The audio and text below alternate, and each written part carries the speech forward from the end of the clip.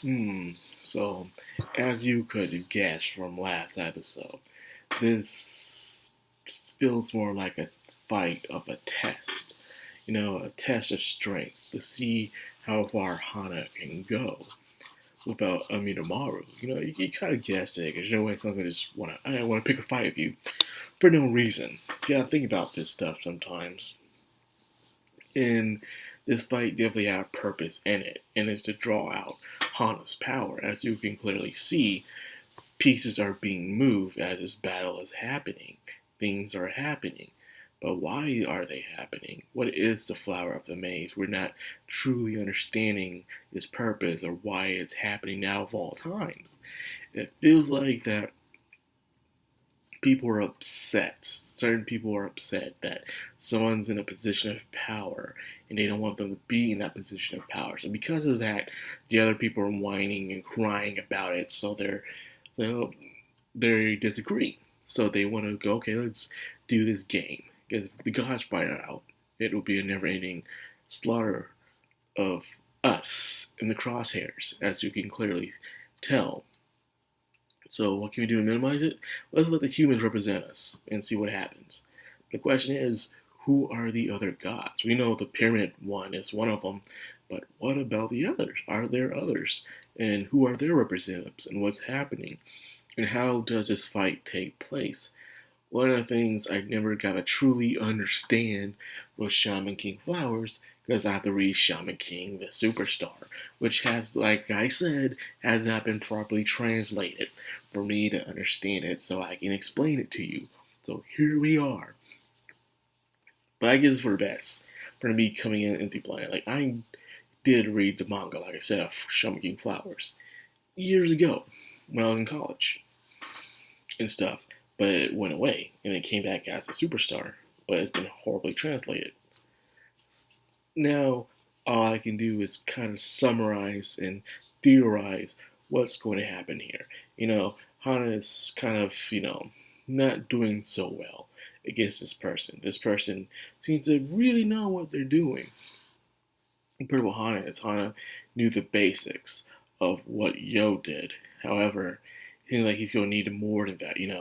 He's going to need something more super, something more special.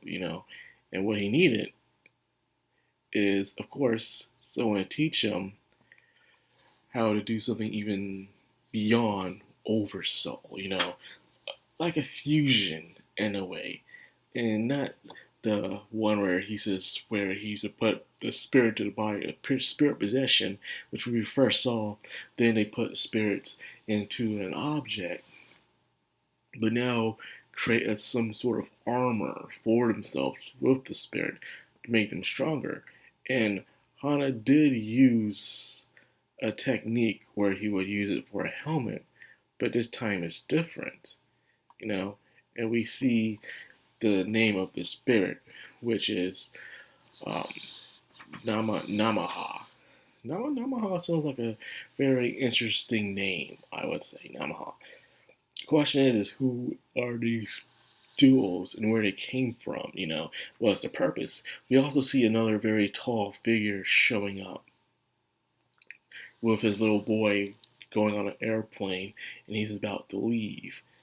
So, as I said before, pieces are being moved.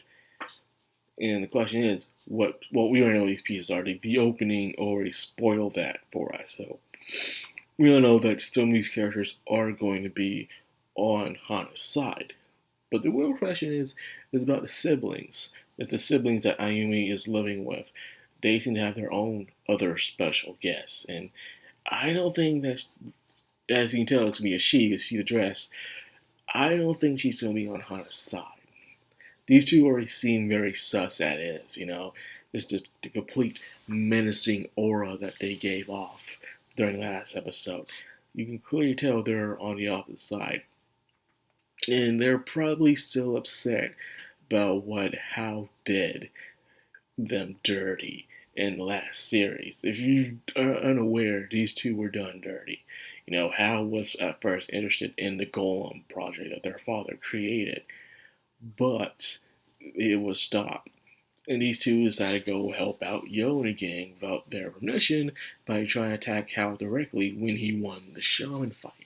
Now, what Hal did is he not only dismantled the golem, but he also devoured the sister. Yeah, the sister was devoured this time. And he gave him the spirit of fire because he said he didn't need it no more because he became Shaman King. So because of that, it was like a big, huge humiliation point what happened there. And even though all things were said and done, the people were resurrected, came back to life, and how pretty much tried to fix everything that he done to them by bringing them back to life and bringing their souls. It wasn't enough. This Shaman King battle really broke a lot of individuals. If you're unaware of, like, if you just read mainline Shaman King, you feel like things were tied up nicely, a good happy ending. But that's not the case for a lot of the characters. Like I said, a lot of spin-offs happen. And each of these spin-offs is what happens after the Shaman fight, and some before as well, well, I mean way before. It shows how the Shaman fight kind of broke some of the characters. Shocking revelations, feelings of betrayal, and sense of purpose happened after that fight, which drove some people mad, made them have different ambitions and goals, different things. So I'm guessing with these siblings, they still don't see eye to eye of Hal, unfortunately. But then again, Hal was perfect for Shaman King. He really was a gifted genius. He just needed someone to settle him down to realize, that maybe his goal was kind of being rash, like a child throwing a tantrum, which pretty much what it was. All the way back to the date of his mother, what they did to his mother, which Anna looks like his mother, by the way. So, anyways, I'm getting off the beat here, man, and I need to get back on track. And the track here is that Hannah is going through a training where he learns a new technique of using the power of his Oni to give himself a new power up, some sort of armor in a way. So he just awakens this technique, and so he hasn't mastered it yet. And because of that, he didn't win just yet, which I am glad. Usually, when you have these things where someone just learns a technique or a form, they're ultimately unbeatable in it, just beating up the main bad guy that they're facing. And it makes no sense to me because you just learned the form or the technique and you haven't mastered it yet. So you should be beating up someone. Sure, it gives you a boost of strength, but you still need to be struggling a bit to learn and see that you have to learn to get used to that some sort of technique or form that you use. Whether it's a Bonkai, whether it's a Super Saiyan, or a Jinjuriki, hockey, a gear, different forms is what I'm trying to say. But yes, things are heating up with this thing. But one question that looms my mind is, what will they do after this? Will there be a continuation?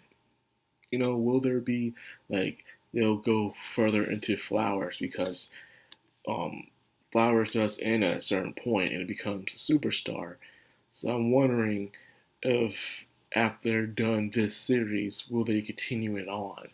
I'm kind of hoping that they do because you already finished up Shaman King. Might as well go do this so we all can have a satisfactory ending for this. I just want to see it happen. We'll have to see. But anyways, I'm rambling on way too much about this, and that's all I got for the video. So I hope you guys enjoyed it. If you did, like, comment, subscribe, and of course, hit that bell icon. This has been a Madcrown on Anime. Signing out.